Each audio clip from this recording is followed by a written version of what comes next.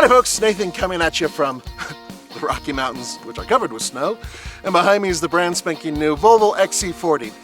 We wanted to take it into the snow because it's Swedish and it belongs in the snow. So we decided to come up to Gold Mine Hill and see what it can do. And that is coming up next. So normally we just go to the Gold Mine Hill, right? Right. And then we have some fun on the trail. But there's a spring snowstorm happening. Yeah, it's a real storm. It's coming down.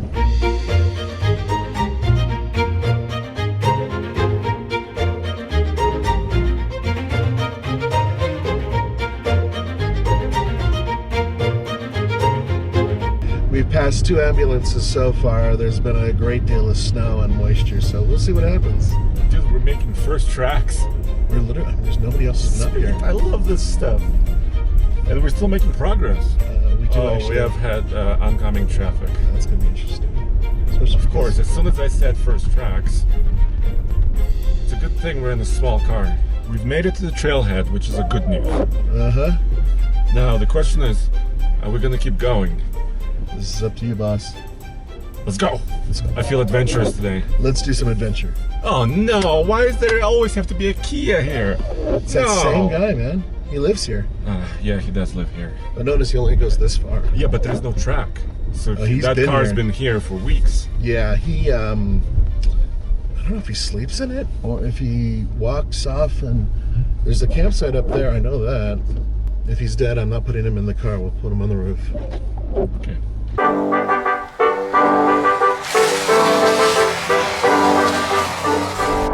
There we go. Bouncing along. Da-da-da. Fresh tracks. This thing really doesn't seem to mind the snow very much. And again, it was developed for Scandinavia, right? It's warm in here, folks. It is really cold outside. This is a 248 2-liter direct injected turbocharged 4-cylinder engine that puts out 258 pound-feet of torque, and it does that at a very low 1800 RPM, which is awesome. It's hooked up to an 8-speed automatic transmission, and that's hooked up to a Borg-Warner all-wheel drive system. You know, normally when I think of Pirelli, I don't think of tires that do particularly well in the snow, but these are different. These were actually developed in conjunction with Volvo for this vehicle, specifically for it. And they're mounted on 20-inch wheels, and these are Scorpion Zeros. And so far in the snow and on slushy roads, these have been excellent.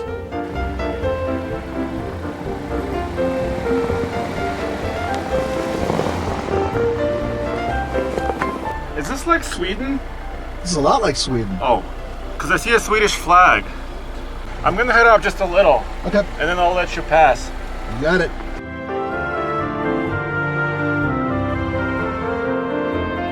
This is tough stuff.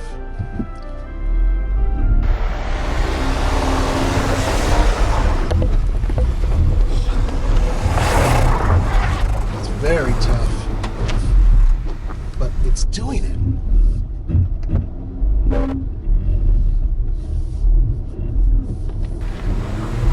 I can feel it, like the traction is going back and forth and back and forth, front and rear, and it's actually kicking the rear end.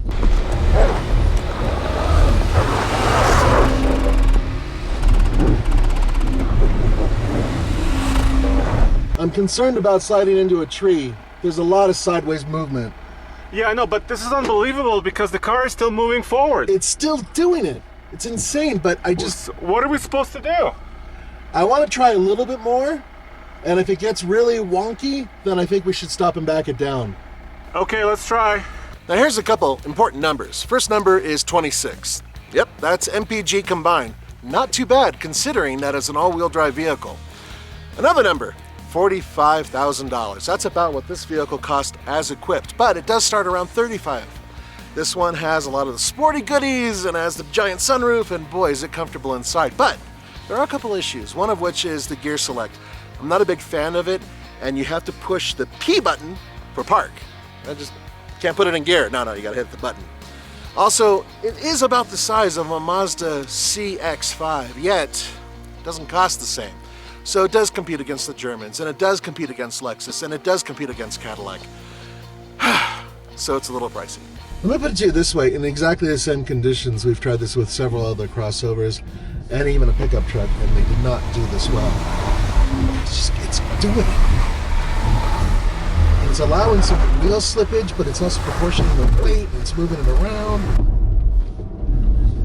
Crazy. You gotta fight to keep it straight.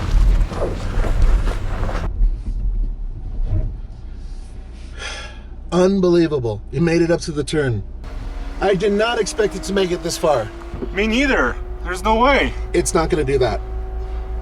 Do you think you could do it without stopping? If I can do it, if I can get a little bit of momentum from here, yeah, maybe, but I only have one shot at it.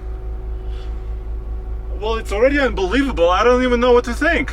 Well, if you want to station yourself up there and get ready, I'll give it a one try. Okay, so I'll position myself and be very, very safe, but try to get some momentum. I'll do my best. Okay. All right. Situations like this that using 2 feet to drive is a good idea. Obviously, automatic transmission. You want to use your left foot on the brake and your right foot on the accelerator, and sometimes proportion a little bit of the power and let the torque kind of build up in order to get out of a sticky situation. It doesn't always work. We usually stop right here by this tree. We will not stop under these conditions because we have to negotiate this off-camber 90-degree turn, which usually catches up most crossovers in the best conditions. And these are extremely difficult conditions that at about 9,000 feet of elevation, and I'm having trouble walking. All right, here we go, guys.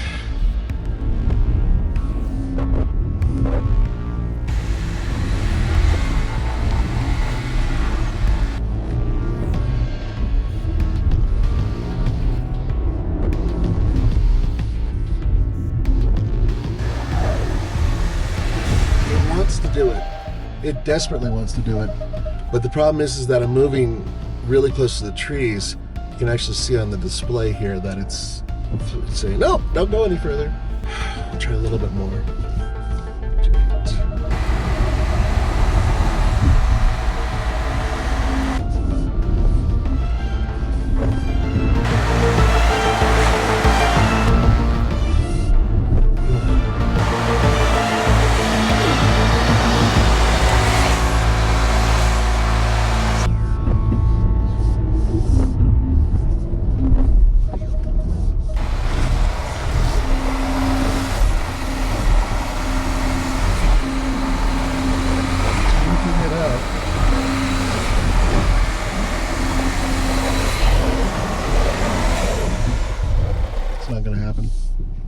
I guess we're gonna have to back down, right? It's the only way. So the only issue is we're very close to this tree on the passenger side. Yeah, I see it. So you have your wheels positioned correctly, but we don't know how the car is gonna react on snow. So try to back down a little slowly, and I'll try to push you over.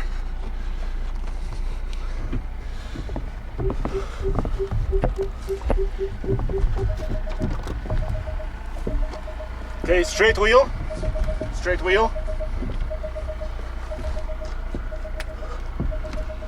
You're doing a good job. You're doing a good job. Yes.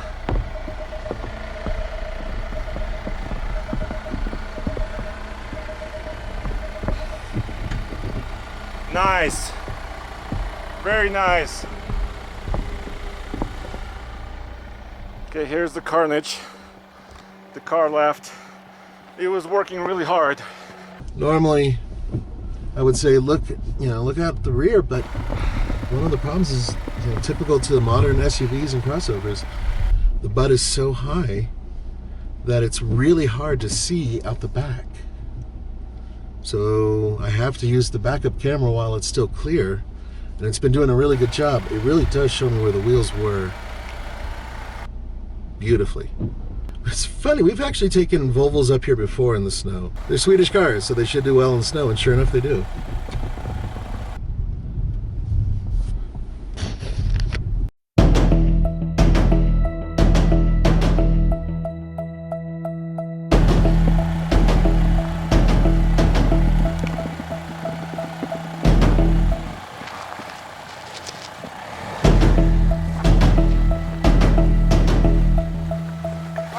You good? I am sliding on 4 tires that are locked. I saw that. Okay, so there's no good or bad. It's a question of I don't want to slide any further back or I'm off the cliff. You're going straight. You're good.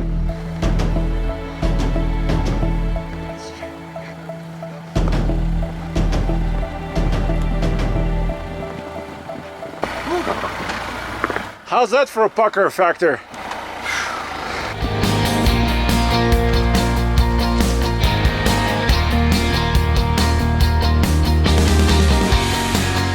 I call this a successful failure because I don't know any other vehicle that could actually make it this high without having special winter tires that are specifically just for snow.